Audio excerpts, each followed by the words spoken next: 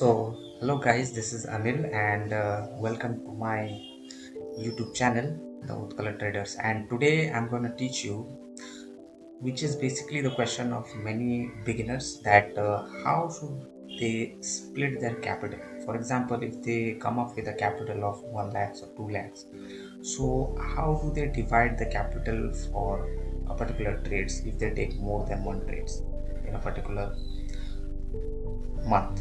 Okay, so here in this video I'm going to explain you how you should define your position size as per the stop loss that has been defined here. Okay, so let's start without wasting any further time. So here in the first column, as you can see here, I have put down the stop losses, which generally we start from a minimum of 2%, and the maximum I have considered here as 10%. All right, and as per that, the second column you can see here, which is the position size. So this would be the amount which you will be using for each and every trade, okay, as per the stop loss that you have defined. Okay, and generally the risk that you see here, and here you see there is a capital deployed row here. So I have considered a capital of 1.5 lakhs, for example. So you may have different capital deployed, so I have considered here 1.5 lakhs. So in general, my setup is that whenever I deploy an amount, my risk would be 1% of the capital deployed. This is, you may say, a much safer side. I try to be on a much safer side. Okay, you may risk more than 1%. Generally I recommend that if you take a stop loss, so not to go beyond 2% of a capital. Okay, generally I prefer 1%, but you can go up to 2% of a capital.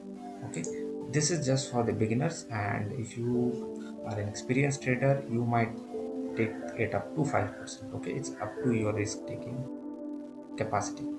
All right, now as per the risk you see, for 1,50,000, the risk for each trade will be 1,500. All right, now how do we calculate the position size? See, it's very simple.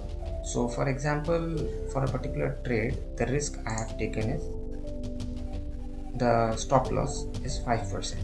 So for 5% stop loss, what would be my position size? This is what I would define here. Okay, because if I define position size for a particular trade, that would be a kind of a split for me, because as you see in this chart, that for 1,50,000 capital, in none of my trades I am deploying the full capital. If you follow this method, guys, this would restrict you. If you strictly follow this would restrict you to take absurd entries. You know, absurd, by absurd entries I mean that you won't be taking entries based on putting your whole lot of money on a particular trade, right? So as per your stop loss, you will be restricted for a particular position size, and this is the, you might say, this is one of the key factors to trading. You know, you might have different trading setups, but this is one of the key factors that will define your profits, right, by the end of the month. Okay, so coming back to the point, so as you can see here, in, if I check this whole column, and I don't find that I have deployed more than 75%. Starting from 15%, I end up to 75%. Okay, so in none of my trades I have deployed more than 75, which is equal to 50% of my total capital that I use for trading. Okay, now if I consider, so this is the kind of a split. For example, this restricts you that maximum you can take 50% of your capital for a particular trade. Okay, depending upon the stop loss that you have. Okay, now for example, in a particular trade, so you find that you're getting an entry where your stop loss is around 5%. So for that 5% stop loss, you are having a position size of 30,000. Okay, now 30,000, how do I calculate this 30,000? See, this 30,000 will be calculated, it comes this way. Okay, so here you can see we have 5% of a capital, so I divide this 5% by 100, okay, which is equal to 0.05. all right, now my risk for each and every trade is 1500. So this would be 1500 divided by 0.05, okay, which is 5% by 100. So this equals to 30,000. So this is the same formula you see I have put here, and you can put the same formula everywhere. Okay, so this is basically that I have put.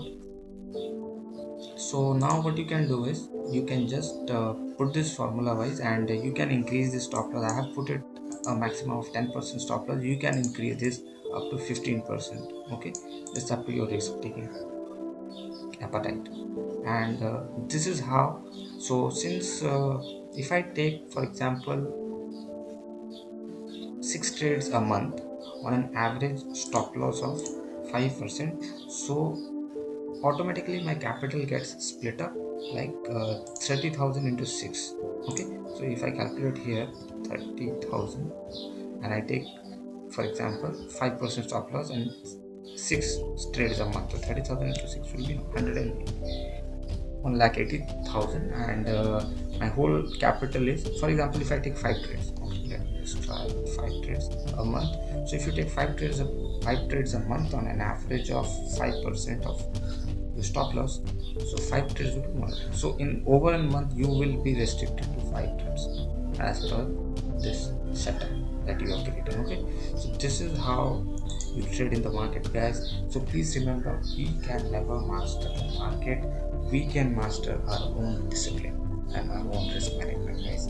Okay, so that is what we need to look into, okay, in order to be a consistent and a profitable trader. Okay, thank you for your time, guys. This was all. See you in the next video.